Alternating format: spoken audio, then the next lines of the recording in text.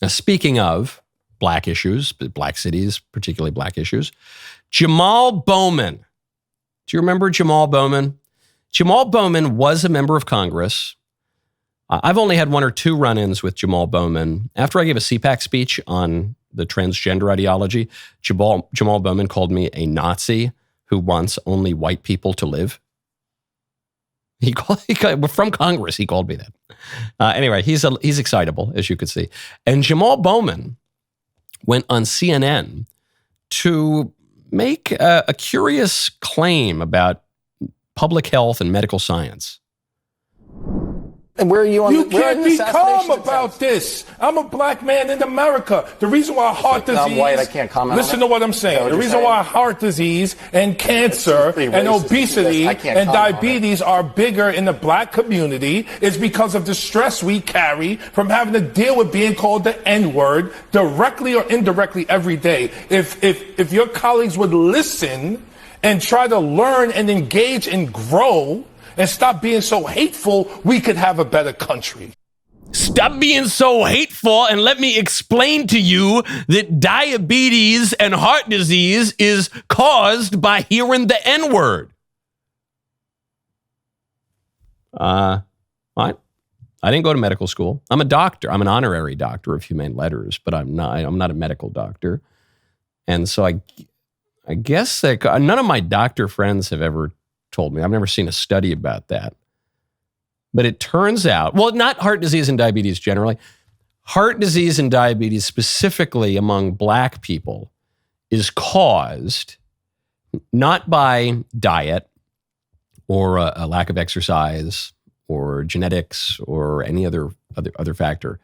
It's caused by hearing the N-word, which raises a really interesting thought because white people don't say the N-word, if you haven't noticed. Maybe in Jamaal Bowman's fevered imagination, there are Klansmen around every corner looking to burn a cross and drop a hard R.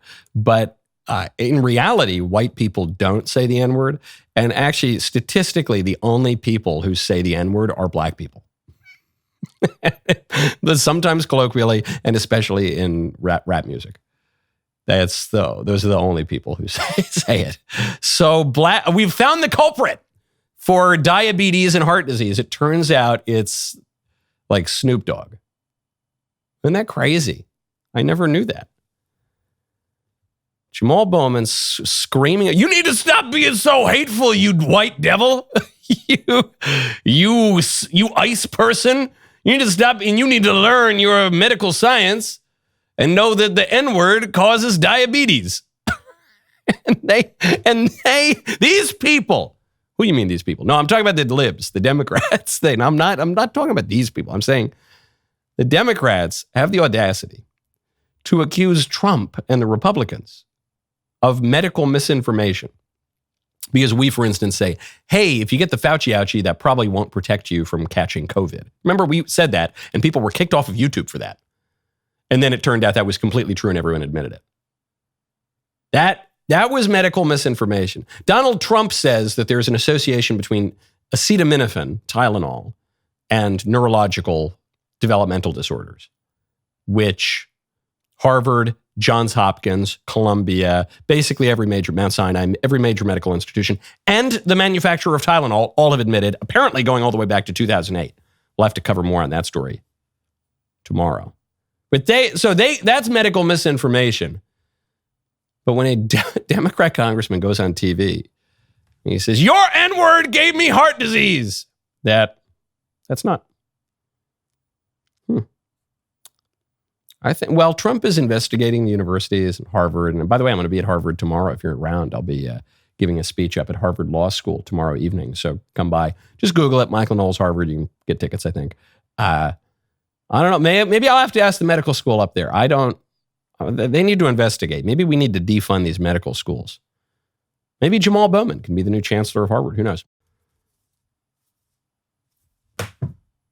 That was a very good clip. Now stop, ring the bell, subscribe.